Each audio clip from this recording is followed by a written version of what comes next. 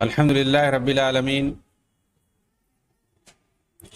والصلاة والسلام علی سید الانبیاء والمرسلین نبینا محمد وعلی آلہ وصحبہ اجمعین، اما بعد۔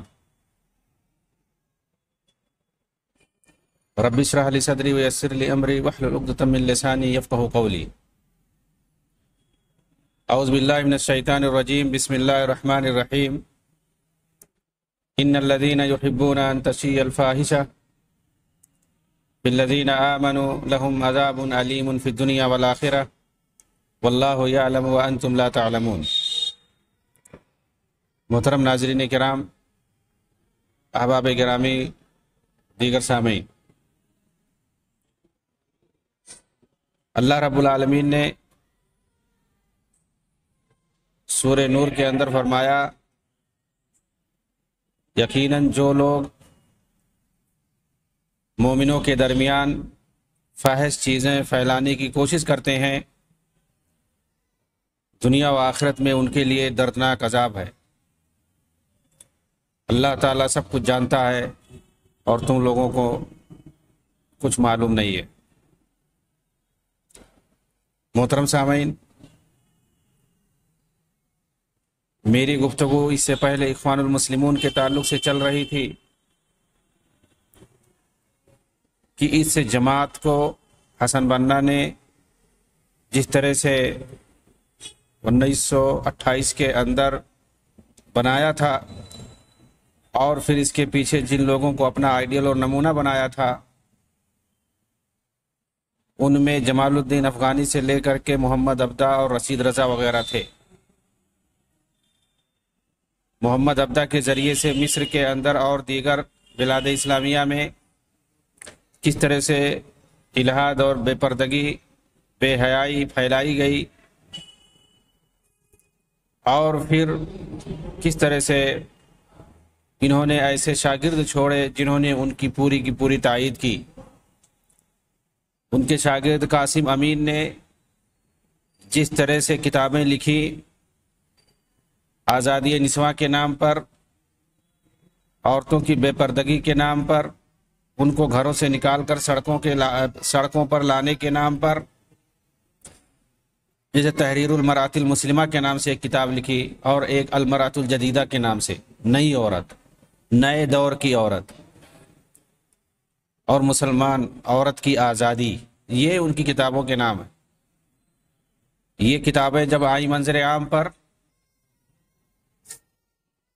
تو لوگوں نے، جو غیور قسم کے لوگ تھے، ان لوگوں نے اس کی کھل کر مخالفت کی، اس پر پابندی لگانے کی بات کہی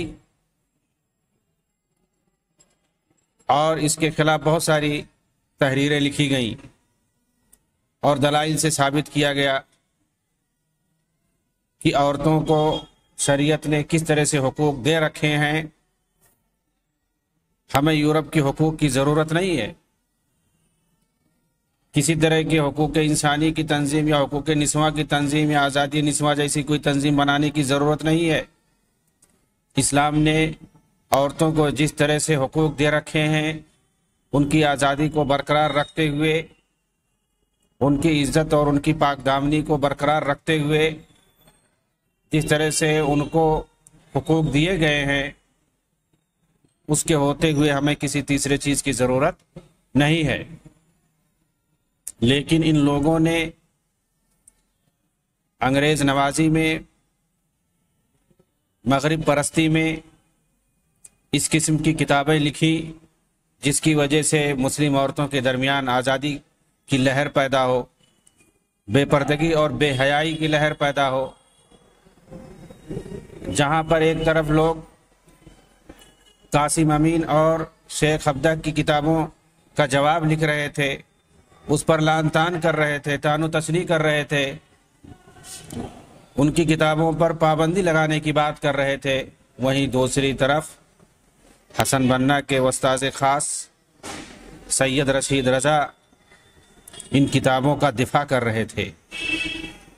چنانچہ مجلہ المنار کے اندر سید رشید رضا نے بھی اپنے استاد شیخ محمد عبدہ کی طرح دفاع کیا اس کتاب کا، تحریر المرأۃ المسلمہ کا، اور اس منحوس کتاب کی خوب تعریف کی، بلکہ کئی مرتبہ المنار کے اندر اس کی خوبی اور عمدگی کو بیان کیا۔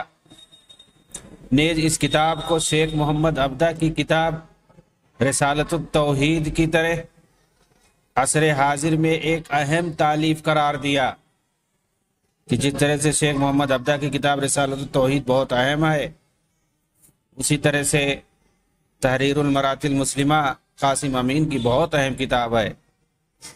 بطور خاص المنار کی شمارہ نمبر 15 جولائی اور اگست 1899 میں آپ اسے دیکھ سکتے ہیں کہ کس طرح سے اس منحوس کتاب کا انہوں نے دفاع کیا اور اسے ایک اہم کتاب قرار دیا وقت حاضر کا۔ کتاب کے ساتھ قاسم امین کی بھی تعریف کرتے ہوئے سید رشید رضا نے لکھا کہ وہ علوم اخلاق اور سماجیات میں ایک ماہر عالم تھے۔ جو اخلاقیات اور سماجیات میں ماہر ہوگا وہ اس طرح کی بے حیائی پر مشتمل کتاب تحریر کرے گا؟ کیا کوئی ایسا سوچ سکتا ہے؟ یہ چیز انہوں نے کہی ہے سید رشید رضا نے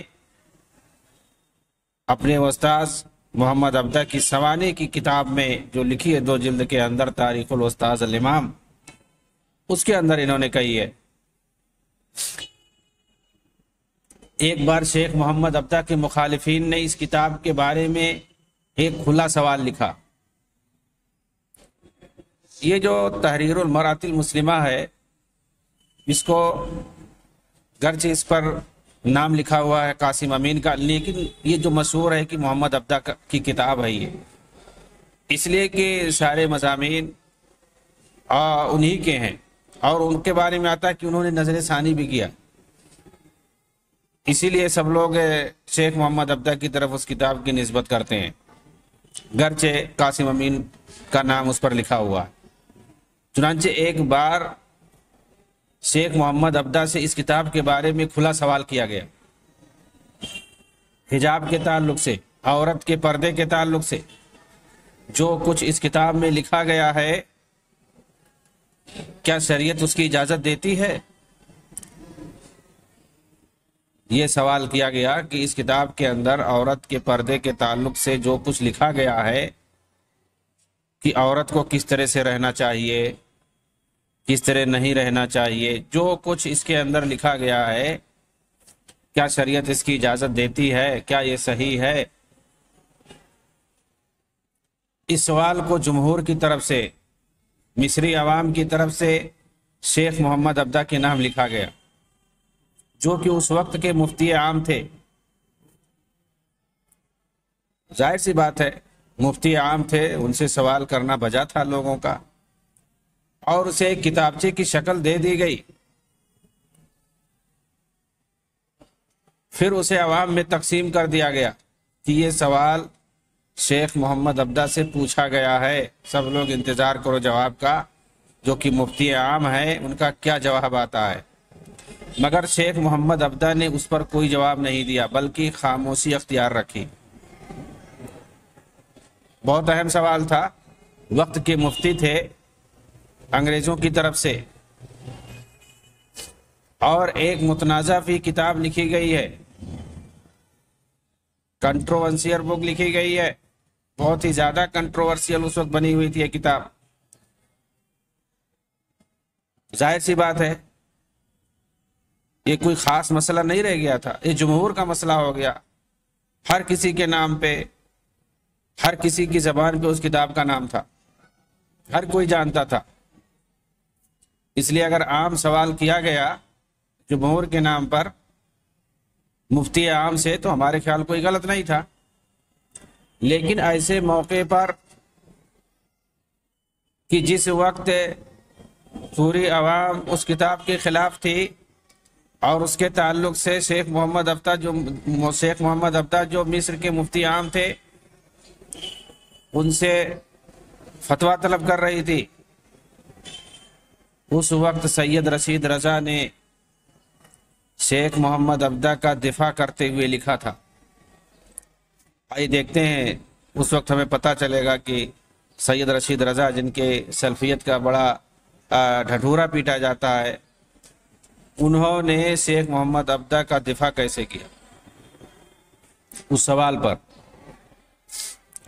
کہتے ہیں کہ سوال کرنے کا طریقہ درست نہیں ہے، کیونکہ اسے شیخ کے پاس بھیجنا تھا، نہ کہ عوام کے اندر اسے تقسیم کرنا تھا، چپکے سے یہ سوال کرنا تھا۔ ان کے کہنے کا مطلب یہ ہے، حالانکہ میں نے بتایا کہ جب یہ کتاب ایک عوامی سطح پر معروف ہو گئی تو اس میں چھپانے کا کیا سوال ہے، اور اگر پبلک نے یا اگر جو ہے کھلا سوال کیا گیا تو ان کو کھلا جواب دینے میں کیا حرج ہے؟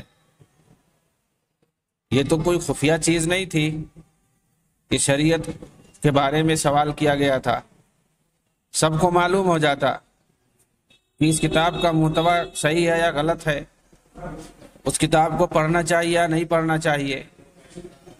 اس کتاب سے متعلق وہ اپنا موقف بتا دیتے، بات ختم ہو جاتی اگر کھلا سوال ہی کر لیا گیا۔ لیکن انہوں نے کہا کہ یہ طریقہ صحیح نہیں تھا، لوگوں نے غلط کیا اس طرح سے سوال کر کے ہمارے شیخ سے۔ اور مزید لکھتے ہیں کہ اس اہم سوال کا جواب دینے کے لیے پوری کتاب کا پڑھنا ضروری ہے، جبکہ شیخ اس وقت بہت ہی مشغول ہے، ان کے ذمہ بہت سارے کام ہیں۔ کتاب کے بارے میں ٹھیک ہے، کتاب ہے 250-300 صفحے کی، پڑھنے میں ٹائم لگے گا، لیکن مفتی عام ہے۔ جب مصری عوام کی طرف سے کھلا سوال کیا گیا تو اس کے محتوا کو، اس کے مضامین کو پڑھ کر کے اس کا جواب دینے میں کیا حرج ہے؟ ٹھیک ہے، کتاب کو پورا پڑھنا پڑتا، وقت لگتا، تو وعدہ کرتے کہ میں فوری طور پہ جواب نہیں دے پاؤں گا، ٹائم لگے گا، کتاب پڑھ لوں گا اس کے بعد جواب دے دوں گا۔ خاموشی آخر کیوں رہی؟ اور انہوں نے یہ کیوں نہیں جواب دیا کہ ابھی ان کو ٹائم لگے گا، پڑھ لیں گے پھر جواب دیں گے؟ اور آگے کہتے ہیں کہ اگر مان لیں کہ کتاب صحیح نہیں ہے، ایسی صورت میں فتویٰ بھی اسی کے مطابق ہوگا، یعنی جس طرح وہ کتاب اگر نقصان دہ ہوئی تو فتویٰ بھی نقصان دہ ہوگا، اور اس نقصان کا پرچار بھی ہوگا۔ تو یہ نقصان کا پرچار کرنا مناسب نہیں ہے۔ دیکھیے کس طرح کی دور کی کوڑی لا رہے ہیں، یعنی غلط ثابت کرنے کے لیے کہ لوگوں کو ایسا نہیں کرنا چاہیے، اور اس سے ان کے شیخ کی کرکری ہوئی، ان کی بدنامی ہوئی۔ کہہ رہے ہیں اگر کتاب غلط ہے تو فتویٰ بھی غلط ہوگا، کتاب نقصان دہ ہے تو فتویٰ بھی نقصان دہ ہوگا، یعنی یہ اپنی طرف سے فرض کر رہے ہیں۔ کتاب اگر غلط ہے تو فتویٰ دینا کیوں غلط ہوگا بھائی؟ اور اگر کتاب نقصان دہ ہے تو فتویٰ کیوں نقصان دہ ہو جائے گا؟ کتاب اگر نقصان دہ ہے، غلط ہے، اس سے سماج پہ غلط اثر پڑ رہا ہے، اس سے نقصان ہے، تو ظاہر سی بات ہے فتویٰ جتنے جلدی آ جائے گا تو فتویٰ سے نقصان کیسے ہو پائے گا؟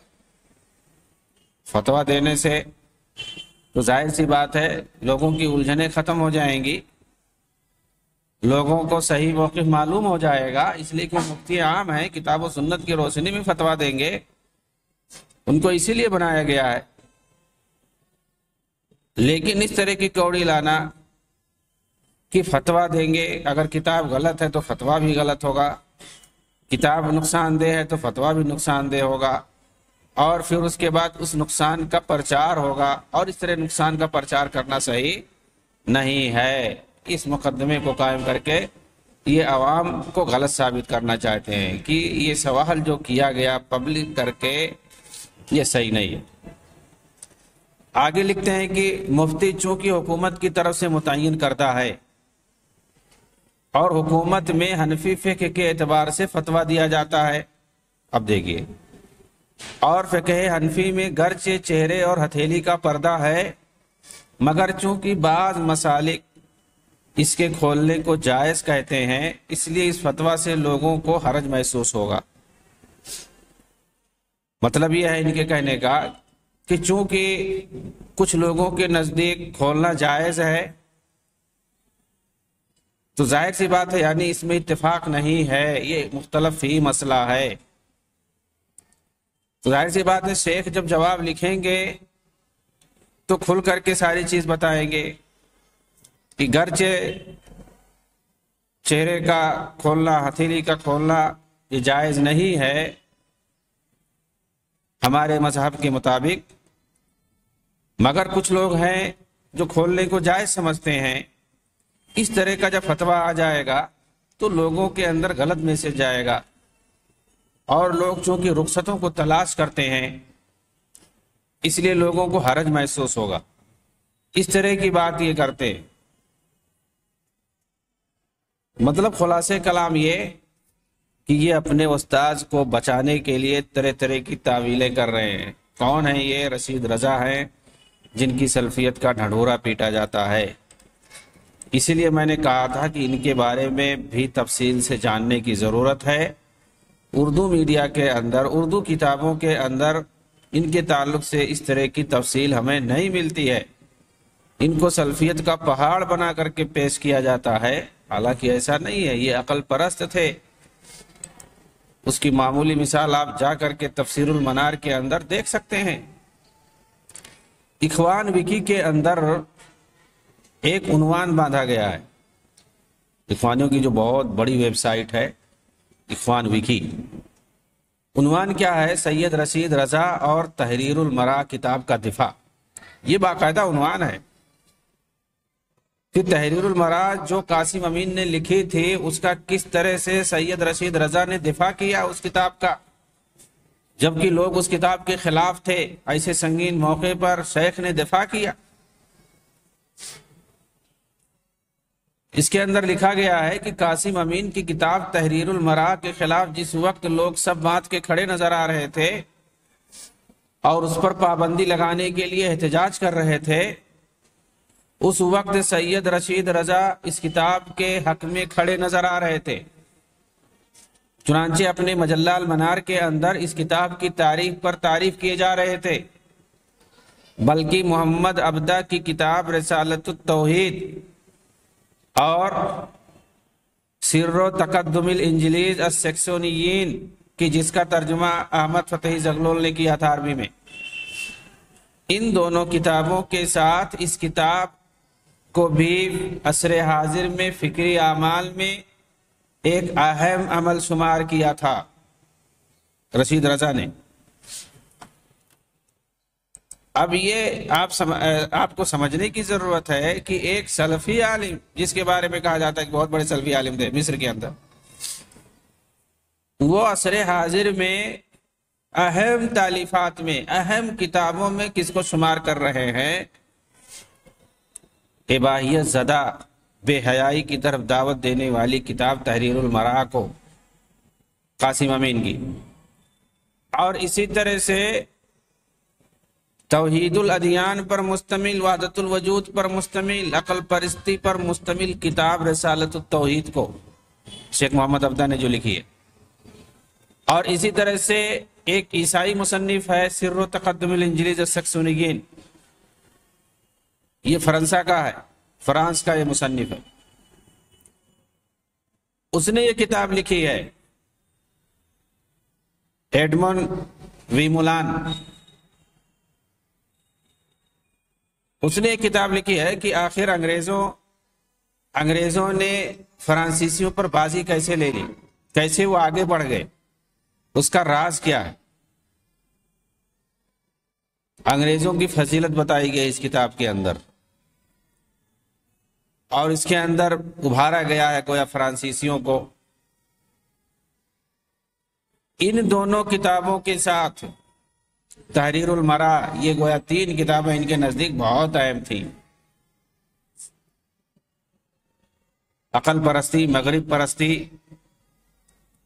الہاد پرستی، اباحیت پرستی، ان چیزوں پر مشتمل ان کتابوں کو انہوں نے بہت اہمیت دی اور عصر حاضر کے اندر اہم تالیفات میں سے شمار کیا ہے۔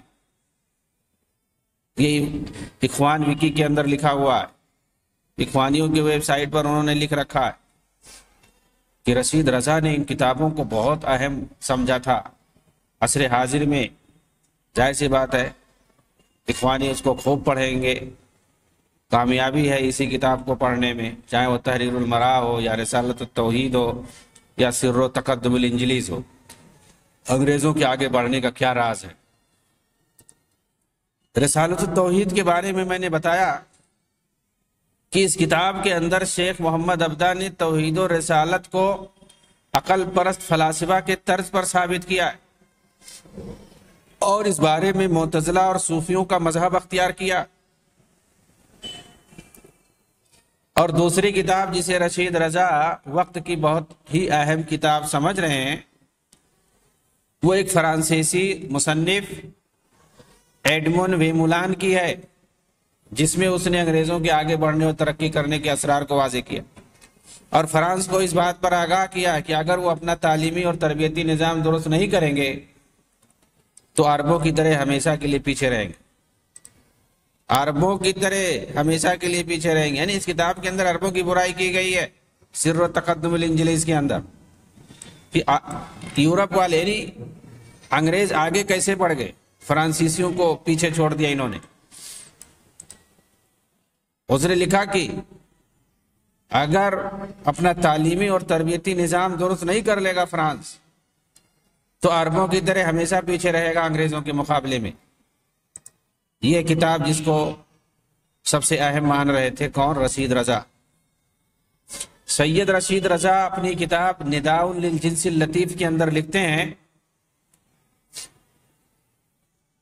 وَكُلُّ مَا اسْتَحْدَثَهُ النَّاسُ فِي الْمُدْنِ وَالْقُرَى الْكَبِيرَةِ مِنَ الْمُبَالَغَةِ فِي حَجْبِ النِّسَاءِ فَهُوَ مِنْ بَابِ سَدِّ الذَّرِيعَةِ لَا مِنْ اُصُولِ الشَّرِيعَةِ۔ آج کل شہروں میں اور بڑے دیہاتوں میں لوگوں نے سد ذریعہ کے نام پر جس حجاب کو رائج کر رکھا ہے، جس پردے کو رائج کر رکھا ہے، مطلب اشارہ ہے ان کا کہ جو عورتیں اس وقت عام طور سے عموماً چہرے کا پردہ کر رہی ہیں، چہرے کو ڈھکے ہوئے ہیں،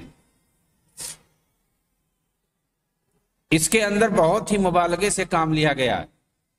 سد ذریعہ کے نام پر جس حجاب کو، جس پردے کو لوگوں نے رائج کیا ہوا ہے، اس کے اندر بہت ہی مبالغے سے کام لیا گیا ہے، اصول شریعت سے اس کا کوئی تعلق نہیں ہے۔ یہ بہت ہی خطرناک جملہ ہے، یہ محمد عبدہ جمال الدین افغانی کا نہیں، یہ سید رشید رضا کا ہے یہ جملہ، کہ اگر کوئی عورت چہرے کا پردہ کر رہی ہے، ہتھیلی کا پردہ کر رہی ہے تو ان کے نزدیک مبالغہ ہے، اصول شریعت سے اس کا کوئی تعلق نہیں ہے۔ اور آگے کہتے ہیں کہ مسلمانوں کا اس بات پر اتفاق ہے، یعنی انہوں نے آگے آپ دیکھیں گے کہ تحریر المراء قاسم امین کی کتاب میں جو ثابت کیا گیا ہے، پردے کی جو برائی کی گئی ہے، مذمت کی گئی ہے، نقاب کی مذمت کی گئی ہے، چہرہ ڈھک کر کے جو عورتیں چلتی ہیں ان کی مذمت کی گئی ہے، اور یہ ثابت کیا گیا ہے کہ پردہ یہ اسلام کا حصہ نہیں ہے، چہرہ کھول کے رکھنا چاہیے عورت کو، یہی شریعت کے اندر ہے۔ اسی بات کو تفصیل سے لکھا ہے سید رشید رضا نے اپنے مجلہ کے اندر، کہیں ادھر ادھر نہیں، خط و کتابت کے اندر، مجلہ کے اندر جس کو لاکھوں لوگ پڑھتے تھے، بہت مشہور تھا ان کا مجلہ، اور بہت ساری انہوں نے دلیلیں دی ہیں۔ کس بات پر دلیلیں دی ہیں؟ کہ چہرے کا پردہ نہیں ہے اسلام کے اندر، چہرے کا پردہ یہ شریعت سے نہیں ہے، اصول شریعت سے نہیں ہے۔ چنانچہ یہ کہتے ہیں کہ مسلمانوں کا اتفاق ہے اس بات پر کہ عورت کا مسجدوں کے اندر ہتھیلی اور چہرے کا کھول کر نماز پڑھنا مشروع ہے۔ اور یہ کون نہیں جانتا کہ عورتیں مسجدوں میں مردوں کے پیچھے نماز پڑھتی تھیں؟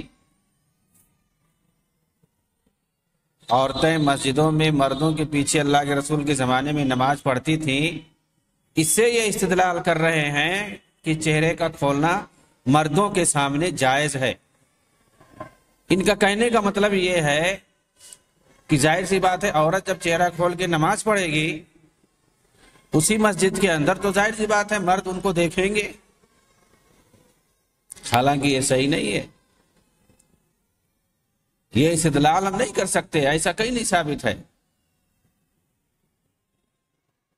عورتیں پیچھے آ کر کے نماز پڑھ کے نکل جایا کرتی تھیں، اور آج بھی جہاں پر مسجدوں میں اس کا اہتمام کیا جاتا ہے وہاں ایسا کہیں نہیں ہے، اختلاط نہیں ہے کہ جس سے یہ لازم آئے کہ عورتیں مردوں کے پاس نماز پڑھتی ہیں اور مرد ان کو دیکھتے ہیں اور وہ چہرہ کھول کر کے رہتی ہیں۔ اسی طرح سے یہ کہتے ہیں کہ حج اور عمرہ میں بھی چہرے کا کھولنا مشروع ہے عورت کے لیے، اور ظاہر سی بات ہے وہاں بڑی بھیڑ ہوتی ہے،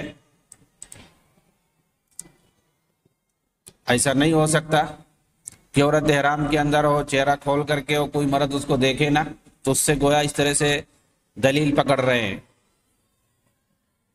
حالانکہ صاف صاف حدیث ہے حضرت عائشہ رضی اللہ تعالیٰ عنہ کی کہ ہم لوگ حج کرنے کے لیے جاتے تھے، چہرہ کھول کے ہم لوگ رکھتے، لیکن جب ہمارے سامنے اجنبی مرد آتے تو ہم لوگ چہرہ ڈھک لیتے۔ صاف صاف حدیث ہے۔ عورتیں احرام کی حالت میں مردوں کے ساتھ سفر کرتی تھیں اور اسی حالت میں مردوں کے ساتھ طواف بھی کرتی تھیں۔ ظاہر سی بات ہے یہاں بھی ہم سیدہ عائشہ رضی اللہ تعالیٰ عنہ کی روایت پیش کریں گے۔ نبی اکرم صلی اللہ علیہ وسلم اور خلفائے راشدین کے دور میں عورتیں احرام کی حالت میں عرفات کے اندر مردوں کے ساتھ ٹھہرتی تھیں، اسی طرح مردوں کے بیچ میں کنکری مارتی تھیں۔ تو اس سے یہ لازم نہیں آتا ہے کہ وہ پردہ نہیں کرتی تھی، ایسا کہیں نہیں ہے۔ یہ کون نہیں جانتا کہ عورتیں جہاد میں شریک ہوتی تھیں، زخمیوں کی خدمت کرنے اور انہیں پانی پلانے کے لیے، ان میں امہات المومنین بھی ہوتی تھیں، اور مہاجرین کی عورتوں نے تو جنگ یرموک میں مردوں کے ساتھ لڑائی بھی کی تھی۔ اس طرح کی بات یہ کہتے ہیں۔ اس وقت عورتیں مہمانوں کی خدمت کیا کرتی تھیں۔ مطلب اس طرح کی چیزوں کو پیش کر کے یہ کہنا چاہتے ہیں کہ مردوں کے سامنے، اجنبی مردوں کے سامنے عورتیں چہرہ کھول سکتی ہیں، حالانکہ لازم نہیں آتا ہے کہ اگر کوئی زخمیوں کو پانی پلائے یا اجنبی مرد کے سامنے ہو تو پردہ کھول کر، چہرہ کھول کر کے ہو۔ پردہ کر کے بھی تو جا سکتی ہے عورت۔ مہمانوں کی خدمت کوئی ضروری ہے کہ چہرہ کھول کر کے کرے؟ تو عورتیں مہمانوں کی خدمت کیا کرتی تھیں۔ اس سے یہ نکال رہے ہیں، استدلال کر رہے ہیں، دلیل نکال رہے ہیں کہ مطلب چہرہ کھولنا گویا جائز ہے۔ عورتیں اس وقت خلفاء اور حکام کے پاس مردوں کا مقدمہ پیش کرتی تھیں، یعنی ڈائریکٹ وہ اپنا مقدمہ لے جاتی تھی ان کے سامنے۔ تو کیا اسے لازم آتا ہے کہ وہ چہرہ کھول کر کے جائیں؟ مگنی کے وقت نبی اکرم صلی اللہ علیہ وسلم نے اجازت دی تھی کہ عورت کو دیکھ سکتے ہیں، گرچہ اسے اس کا علم نہ ہو، یعنی عورت بے خبر ہو۔ ہاں، عورتوں کی جاسوسی کرنا الگ بات ہے جو کہ منع ہے۔ ظاہر سی بات ہے منگنی کے وقت، خطبہ کے وقت اگر اللہ کے رسول نے اجازت دی ہے تو وہ ایک خاص حالت ہو جائے گی، ہم اس کو دوسری حالت پر نہیں کہہ سکتے ہیں محمول۔ فقہا کا اختلاف ہے کہ پیغام دینے والا عورت کا کون سا حصہ دیکھ سکتا ہے، لیکن اس بات میں کوئی اختلاف نہیں کہ چہرہ اور ہتھیلی دیکھ سکتا ہے، جبکہ بعض کے نزدیک تو اس کے علاوہ بھی دیکھ سکتا ہے، جبکہ صحیح بات یہ ہے کہ عورت کو اسی حالت میں دیکھ سکتا ہے جس طرح وہ عام طور پر اپنے گھر میں رہتی ہے۔ بھائی فقہا کا جو بھی اختلاف ہے اس تعلق سے، وہ ایک خاص حالت ہے، ایک مخصوص حالت ہے اس حدیث کو لے کر کے جس میں دیکھنے کی اجازت دی گئی ہے، تو اس کو عام حالتوں پر ہم قیاس نہیں کر سکتے ہیں۔ کہہ رہے ہیں کہ یہ مشہور واقعہ کون نہیں جانتا کہ سیدنا عمر بن خطاب نے سیدنا علی رضی اللہ تعالیٰ عنہ کی بیٹی ام کلثوم کو پیغام نکاح بھیجا تو علی نے کہا میں اسے آپ کے پاس بھیجتا ہوں، اگر وہ راضی ہو جائے تو ٹھیک ہے۔ چنانچہ آپ نے انہیں بھیجا تو سیدنا عمر رضی اللہ عنہ نے ان کی پڈلی کھولی تو وہ بول پڑی لولا انک امیر المومنین لسککت عینیک، اگر آپ امیر المومنین نہ ہوتے تو میں آپ کے چہرے پہ تھپڑ مارتی۔ اس طرح کی بات انہوں نے کہی۔ تو کہنا یہ چاہتے ہیں کہ مطلب وہ تو اجنبی تھی اس وقت، لیکن آپ نے ان کی پڈلی کو کھولا، دیکھا کھول کر کے، تو اس میں خود یہ ثابت ہے اس روایت میں کہ ابھی وہ نابالغ تھی۔ ظاہر سی بات ہے، اسی روایت میں ہے کہ وہ نابالغ تھی اور انہوں نے خطبہ بھیجا تھا اس لیے تاکہ کوئی دوسرا ان سے سبقت نہ لے جائے، اور ظاہر سی بات ہے نکاح تو کر سکتے ہیں، رخصتی کے لیے بلوغت کا ہونا ضروری ہے۔ آگے کہتے ہیں کہ مسلمانوں کا اس بات پر بھی اتفاق ہے کہ عورتیں گواہی دے سکتی ہیں، گواہی دے سکتی ہیں، کوئی ضروری ہے چہرہ کھولے۔ اسی طرح وہ اپنی ملکیت میں آزاد ہیں، بیع و فروخت کر سکتی ہیں، ٹھیک ہے، اگر عورت مالک ہے کسی چیز کا، کسی جائیداد کا، دولت کا، مال کا، کر سکتی ہے، جائز ہے۔ تو اسے یہ کہا لازم بات ہے کہ وہ چہرہ کھول سکتی ہے۔ تو کہاں سے یہ مطلب بڑی دھوڑ کی کوری لانے کی کوشش کر رہے ہیں۔ مردوں سے علم حاصل کر سکتی ہیں اور مرد ان سے بھی علم حاصل کر سکتے ہیں، جائز ہے، یعنی کہنے کا مطلب ان کا یہی ہے، بالکل جائز ہے۔ لیکن اسے یہ کہا لازم آتا ہے کہ اگر مردوں سے وہ علم حاصل کریں گی یا مرد عورتوں سے علم حاصل کریں گے تو پھر جو ہے چہرہ کھولنا ضروری ہے، بغیر چہرہ کھولے بھی تو ایک دوسرے سے علم آدمی حاصل کر سکتا ہے۔ عورتوں میں حدیث کی روایت کرنے والی صحابیات کے علاوہ بھی بعد کے زمانے میں بہت سی خواتین گزری ہیں، یعنی محدثات، بہت سی محدثہ فقیہہ گزری ہیں۔ ان سب کے نام رجال کی کتابوں میں مذکور ہیں، بالکل ہیں، حقیقت ہے، صحیح ہے، لیکن اس سے یہ کہا لازم آتا ہے کہ یہ جو حدیثیں بیان کرتی تھیں، حدیثوں کا علم حاصل کرتی تھیں، جو فقیہات تھیں، کیا وہ لوگ پردہ کھول کر کے، چہرہ کھول کر کے رکھتی تھیں؟ پردہ نہیں کرتی تھی۔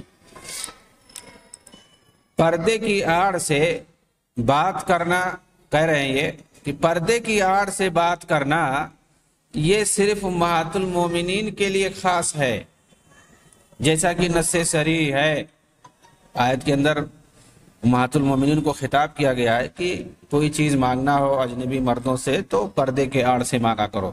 تو یہ کہہ رہے ہیں کہ نص صریح ہے، یہ صرف امہات المومنین کے لیے، نبی صلی اللہ علیہ وسلم کی بیویوں کے لیے خاص ہے۔ اور وہ لوگ غلطی پر ہیں جو کہتے ہیں العبرۃ بعموم اللفظ لا بخصوص السبب، یہ مطلب گرچہ یہ الفاظ خاص ہے واقعے کے لیے لیکن اس کا مفہوم عام ہے سب کے لیے۔ تو کہہ رہے ہیں یہ غلط ہے، لوگوں کی یہ سوچ صحیح نہیں ہے، کیونکہ الفاظ خاص ہیں، عام نہیں ہیں۔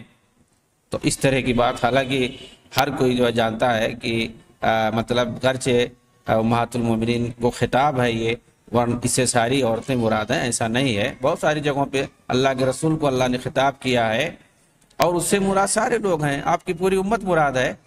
تو یہاں پر بھی یہی ہے کہ اللہ تعالیٰ نے امہات المومنین کو خطاب کیا ہے لیکن اس سے مراد سارے لوگ ہیں، مفسرین نے یہی کہا ہے، لیکن یہ کہہ رہے ہیں کہ یہ سب غلطی پہ ہیں، وہاں صرف وہی لوگ مراد ہیں۔ اور یہ کون نہیں جانتا کہ سیبہ عورت خود اپنی شادی کرنے میں آزاد ہے، بلکہ قاضی بھی بن سکتی ہے بعض فقہا کے نزدیک۔ تو اس سے لازم کہاں آتا ہے کہ عورت جو ہے چہرہ کھول سکتی ہے؟ وہ تو چہرہ کھولنا وہ الگ چیز ہے۔ خسمیہ والی روایت کی جس میں فضل ابن عباس اس کی طرف دیکھ رہے تھے اور آپ صلی اللہ علیہ وسلم نے ان کا چہرہ پھیر دیا تھا، اس بات پر دلیل ہے کہ عورت چہرہ کھول سکتی ہے۔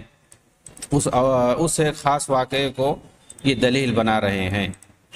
اس کے بعد کہتے ہیں محقق بات یہی ہے کہ وہ جگہیں جن کی ستر پوشی ضروری ہے ان کے علاوہ، یعنی جسم میں جن کی ستر پوشی، جن کو عورات کہتے ہیں، جن کی سطر پوشی ضروری ہے، جن کو مغلظات کہتے ہیں، ان کے علاوہ مرد عورت ایک دوسرے کو دیکھ سکتے ہیں، دوسری جگہوں کو ان کے نزدیک دیکھ سکتے ہیں۔ جو شرم و حیا والی جگہیں ہیں ان کو چھوڑ کر کے ان کے نزدیک جو کہتے ہیں یہ اپنے اصطلاح میں کہ وہ جگہیں جسم کے وہ حصے جن کی سطر پوشی ضروری ہے۔ ظاہر سی بات ہے ان کی نظر میں جو خاص طور سے جو حیا والی چیزیں ہیں، شرم والی چیزیں ہیں، ان کو صرف سطر پوشی ضروری ہے، باقی دوسری جگہوں کو مرد عورت کا، عورت مرد کا دیکھ سکتا ہے۔ ہاں آگے شرط لگا رہے ہیں، ان لوگوں کی ہر شرط ہی بہت خطرناک ہوتا ہے۔ ہاں اگر یہ دیکھنا شہوت سے ہو تو پھر مکروہ ہے، جیسا کہ یغضوا من ابصارہم کی تفسیر میں نے کہہ دیا ہے۔ اور اگر یہ دیکھنا فتنے کا سبب بن رہا ہو تو پھر حرام ہے، سد ذریعہ کے طور پر، نہ کہ اصل کے اعتبار سے، یعنی اصلاً دیکھنا جائز ہے، ان کے نزدیک اصلاً دیکھنا جائز ہے، یعنی چہرے اور ہتھیلی کے علاوہ بھی دوسری جگہوں کو دیکھنا ان کے نزدیک جائز ہے۔ امام یحییٰ اور بعض فقہائے شیعہ تو شہوت کے ساتھ بھی جائز کہتے ہیں، البتہ بعض فقہاء نے مطلق حرام کہا ہے۔ کچھ لوگ چہرے کے پردے کو واجب کہتے ہیں اور اسی پر عمل بھی ہو رہا ہے، اور حالت یہ ہے کہ کوئی اجنبی مرد کسی بالغ عورت کو نہ تو دیکھ سکتا ہے اور نہ ہی اس سے بات کر سکتا ہے۔ اپنی بات کہہ کر کے، اپنے من موافق دلیلوں کو گھما پھرا کر کے لا کر کے، اب دیکھیے پردہ کو جو لوگ واجب کرتے ہیں، چہرے کا پردہ جو ضروری قرار دیتے ہیں، ان پر یہ کس طرح سے جملے کس رہے ہیں۔ کہہ رہے ہیں کہ کچھ لوگ تو اس کو واجب کہہ رہے ہیں کہ بالغ عورت کو کوئی دیکھ نہیں سکتا ہے، اس سے بات بھی نہیں کر سکتا ہے، حتیٰ کہ پردے کے پیچھے سے بھی نہیں بات کر سکتا ہے۔ کچھ لوگ اتنا مبالغہ کرتے ہیں، کہیں تو مبالغہ اس حد تک ہے کہ عورتوں کا نام تک چھپا لیتے ہیں۔ میرے بعض طلبہ نے بتایا کہ طرابلس الشام کے اندر بعض لوگ اس حد تک سختی کرتے ہیں کہ گھروں کے اندر بھی سر کو ڈھکنے کا حکم دیتے ہیں تاکہ فرشتے نہ دیکھ سکیں۔ اس طرح کی بات یہ کہہ رہے ہیں، جو پردے کو ضروری قرار دیتے ہیں، چہرے کا پردہ ضروری قرار دیتے ہیں، ان کے حق میں اس طرح کی باتیں یہ کہہ رہے ہیں۔ آگے کہہ رہے ہیں جبکہ وہ عورتیں جو دیہاتوں میں رہتی ہیں اور انہی کی تعداد زیادہ ہے مصر میں، انہیں پردے میں اس طرح کا غلو نہیں پایا جاتا، اور انہیں اس طرح کی غلو کا علم ہی نہیں ہے۔ اسی طرح شہروں میں جس قدر بے حیائی عام ہے، وہ بھی اس فتنے سے محفوظ ہیں، فتنوں سے محفوظ ہیں، یعنی پردے کو یہ فتنہ بول رہے ہیں۔ ہاں بہرحال آگے انہوں نے اس طرح کی اور بہت ساری چیزیں کہی ہیں جو ایک سلفی عالم کتاب و سنت کا ماننے والا کبھی نہیں کہہ سکتا ہے، صرف اور صرف عقل پرست ہی کہہ سکتا ہے۔ اللہ تعالی ہم لوگوں کو ان کی عقل پرستیوں سے بچائے، آمین۔ وآخر دعوانا ان الحمدللہ رب العالمین، والسلام علیکم ورحمۃ اللہ وبرکاتہ۔